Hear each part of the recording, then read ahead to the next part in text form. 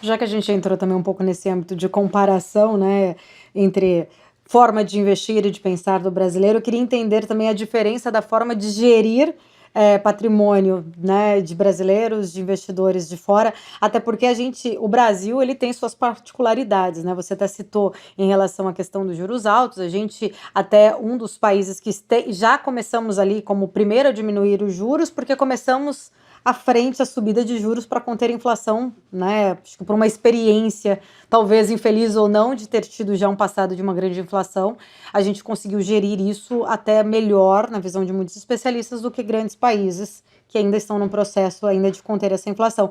Quais são as diferenças de lidar exatamente, né, com a gestão especificamente de patrimônios de culturas diferentes?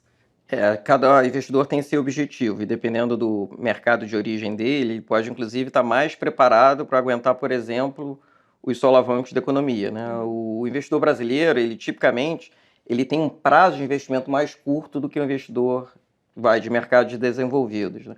Onde essa perspectiva de olhar ao longo prazo, de entender que os ciclos vêm e vão e você deveria aproveitar, por exemplo, momentos de correções fortes de mercado, talvez até para aumentar a sua exposição. No Brasil isso funciona da forma contrária, o investidor fica mais avesso a risco. Normalmente em crises econômicas, que no mercado maduro, desenvolvido, mais tranquilo, em crise econômica, um banco central, por exemplo, ele tem a oportunidade de baixar juro para estimular a economia. Num mercado emergente, e o Brasil foi muito isso nos anos 90 e anos 2000, hoje uma situação externa bem melhor para o Brasil, toda a crise aqui a gente subia o juro. Então, não importa se essas ações, por exemplo, derretiam na Bolsa de Valores, você estava sendo melhor pago para aumentar a sua exposição em renda fixa, porque o Banco Central puxava a taxa de juros para cima. Então, percebe que é um pouco contraintuitivo quando a gente olha lá fora, né?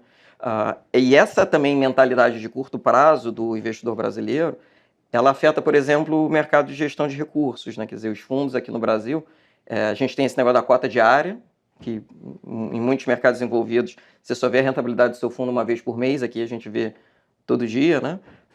E aí acaba que os gestores têm que dar uma liquidez muito alta para o investidor. Ora, se eu sou gestor e eu tenho que dar uma liquidez muito alta para o meu investidor, eu também estou limitado em que tipo de investimento eu posso fazer, porque se eu colocar um pedaço muito grande do meu fundo em ativos ilíquidos, eu posso ser forçado a ter que vender esses ativos num momento desfavorável só para pagar resgate. E a gente vê essa subida e descida de patrimônio, fundos de ações, isso é muito típico, né? Nesse último ciclo, a gente teve um número muito grande de gestoras novas vindo ao mercado, é a fase pró-cíclica, né?